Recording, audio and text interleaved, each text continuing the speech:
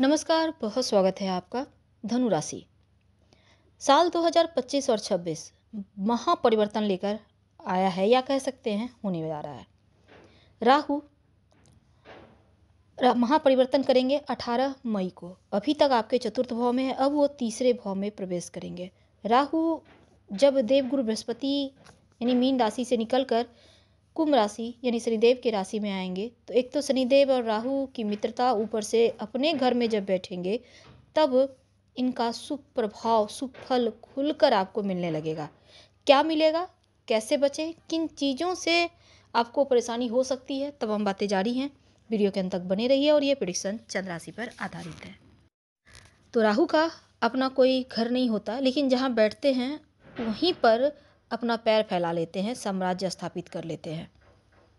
धनु राशि वालों, आपके लिए अभी तक राहु आपके चतुर्थ भाव में जो सुख का भाव है, माँ का भाव है, शांति का भाव है, और राहु यहाँ बैठे थे कुंडी मारकर। तो जब सुखों के भाव पर राहु थे तो बहुत तरह से अच्छा होते हुए भी आपके लिए बहुत शुभ फल नहीं दे पा रहे थे, क्योंकि वो देवगुरु बृहस्पति के राशि में बैठे थे। अब गुरु और राहु दोनों विपरीत, ऐसे में 1.5 सालों से जो चीज़ें आपने प्राप्त किया है वो बरकरार है, भले ही बढ़ा ना हो पर घटा भी ना है। तो ऐसे में सिचुएशन जो आपकी थोड़ी सी ऐसी थी, आप उड़ना चाह रहे थे पर पंख नहीं मिल पा रहा था, अब जैसे ही तृतीय भाव में राहु आएंगे आपकी इच्छाएं पंख फैलाकर उड़ेंगी और आपको 10 गुना ज़्यादा सफलता भी प्रदान करेगा। तो अब देखिए, थोड़ा ही वक्त है। 29 मार्च को शनिदेव भी आपके लिए यहाँ पर देखिए राशि परिवर्तन करेंगे और आपके जैसे ही मीन राशि में आएंगे आपके ऊपर शनिदेव की ढैया शुरू हो जाएगी। तो 18 मई 2025 से चतुर्थ भाव से निकलकर तृतीय भाव में राहु आएंगे। राहु वक्री ग्रह हैं और हमेशा पीछे चलते हैं, तो 2 पापी ग्रह कुछ समय के लिए एक साथ होंगे आपके चतुर्थ भाव में, यानी 29 मार्च से 18 मई तक। तो ये जो वक्त है 50 योग बनेगा, लेकिन इस 50 योग का प्रभाव आपके लिए अच्छा या बुरा, पहले हम ये समझते हैं फिर आगे बढ़ेंगे। देखिए धनु वालों, आपके लिए ये जो योग बन रहा है थोड़ा सावधानी रखना होगा। कैसी सावधानी? देखिए, इस समय थोड़ा भ्रम, संदेह, ये चीज़ें आपके लिए पैदा होंगे और अज्ञात माध्यम से लाभ तो होगा, लेकिन अवांछित माध्यम में खर्च भी होंगे, यानी ऐसी चीज़ों पर खर्च होगा जो आपने सोचा ही नहीं था और पता ही नहीं चलेगा कहाँ खर्च हो गया। आपके जो आप नौकरी करते हैं, व्यापार करते हैं या कोई भी काम करते हैं, उसमें अचानक से बाधाएं आ सकती है। आपके जो करीबी हैं, जो अपने हैं, जिन पर आप भरोसा करते हैं, वो धोखा दे सकते हैं और अचानक से आपके स्वास्थ्य में थोड़ी मुश्किलें आ सकती है। छोटी छोटी चीज़ों पर बेवजह समय आपका बर्बाद हो सकता है। आपकी मेहनत के कमाए पैसे कहीं खर्च ना हो जाए बेवजह की चीज़ों पर, इसका ध्यान रखें। थोड़ा आलस्य रहेगा। तो जो 18 मई तक का वक्त है, 29 मार्च से लेकर थोड़ा सा आपको इन चीज़ों को लेकर सावधान रहना चाहिए। उपाय क्या करेंगे ये हम वीडियो के अंत में बताएंगे। पहले हम समझते हैं कि राहु जब तृतीय भाव में आएंगे तब आपके लिए कैसा रहेगा। तो आपका तृतीय भाव शनिदेव का घर है और राहु को भी तीसरे भाव के कारक के रूप में देखा जाता है। अब देखिए, दूसरा प्रभाव यह है कि राहु अभी तक देवगुरु बृहस्पति के घर में थे, अब राहु खुलकर सांस नहीं ले पा रहे थे तो देंगे क्या।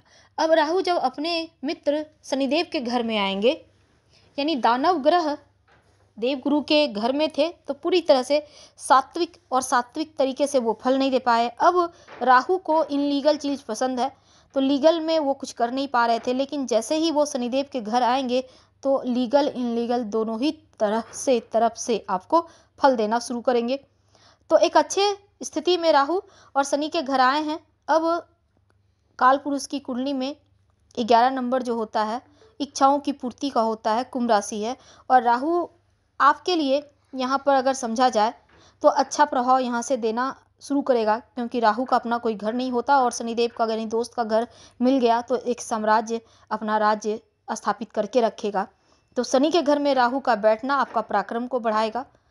तीसरा, छठा, 10वां, 11वें घर पर यदि राहु का गोचर, चूँकि यहाँ पर शुभ माना जाता है, तो 18 महीने तक जो है चतुर्थ भाव से, चूँकि यहाँ पर देखिए राहु चतुर्थ भाव से निकलकर तृतीय भाव में जाएंगे, हमेशा वक्री चलते हैं, और तीसरे घर में जब आएंगे तब ये तीसरा घर होता है कंपटीशन का।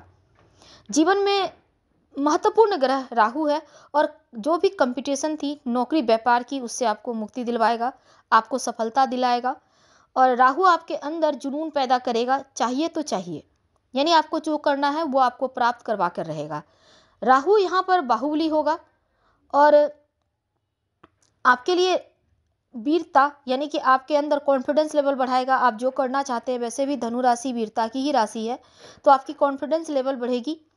राहु आपका प्रभाव को बढ़ाएगा। आईटी सेक्टर से जुड़े हैं, सॉफ्टवेयर क्षेत्र से जुड़े हैं, स्पोर्ट्स से जुड़े हैं, मार्केटिंग क्षेत्र से जुड़े हैं, तो आपके लिए बहुत शुभ फल देगा। ऑनलाइन काम करते हैं तो राहु तरक्की देगा।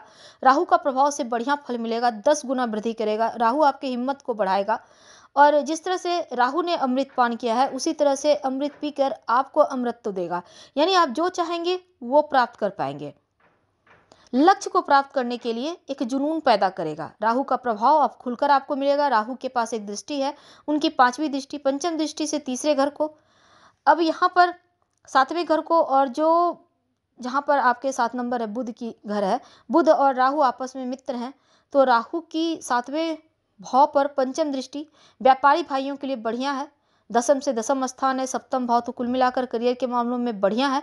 और अपने आप को साबित करने के लिए, चाहे कुछ भी हो जाए, मुझे पाना है, तो ये चीज़ें आपको आपके अंदर राहु ही जगाएगा, यानी हर तरह से आप प्राप्त करने के लिए आगे बढ़ेंगे, अवसर भी मिलेगा और आपके अंदर जुनून भी राहु पैदा करेगा। बस थोड़ा भ्रम से बचना होगा। हालांकि दाम्पत्य जीवन के मामलों में राहु कहता है थोड़ा सतर्क रहें, क्योंकि भय और भ्रम देगा। पार्टनर को लेकर भय भ्रम हो सकता है। कभी कभी ऐसा लगेगा मेहनत करने के बाद भी सफलता नहीं मिल पा रही, इनसिक्योरिटी देगा, थोड़ा सा परेशानी देगा, थोड़ा सा आपको उलझाएगा। इन उलझनों से आपको बाहर निकलना होगा। सफलता तो देगा। अगर आप अविवाहित हैं, विवाह करना चाहते हैं, तो एक अच्छा काम करेगा कि राहु आपका विवाह तय करवाएगा, जीवन साथी का वरदान देगा, यानी विवाह तय होने के योग बनेंगे। नवम दृष्टि सकारात्मक फल देगा, लेकिन यहाँ पर आपके लिए इनकी जो एक दृष्टि है, जिस इनकी दृष्टि शुक्र की राशि पर है, तो शुक्र और राहु दोनों का कॉम्बिनेशन बड़ा शुभ होता है, तो नए अवसर मिलेंगे, लाभ प्राप्ति के योग बनेंगे। और शनिदेव किसी भी कार्य को पूरा कराने में भी आपका साथ देंगे। राहु रातों रात आपको करोड़पति अरबपति बनाता है। राहु के पास इनकम भाव देखेंगे तो आपकी जो इच्छाएं हैं उसको पूरी करवाएंगे। आप करियर के मामलों में सफलता मिलेगी, फैमिली के मामलों में भी अपनों का साथ मिलेगा और बड़े लाभ के अवसर भी दिलवाएगा। अब धन के मामलों में थोड़ा सा राहु देव तीसरे घर पर चल रहे हैं, तो सदैव वक्री रहते हैं, इसका प्रभाव तीसरे और द्वितीय भाव से जुड़ गया है, तो धन प्राप्ति के भी योग कर बने हुए हैं। राहु आपको प्रदान करेंगे। अगर आपका कोई कार्य नहीं चल रहा था, अब उस कार्य को एकदम से तेजी से बढ़ा देंगे और राहु का शुभ फल मिलेगा। राहु को बैलेंस करने के लिए आपको एक उपाय करना होगा।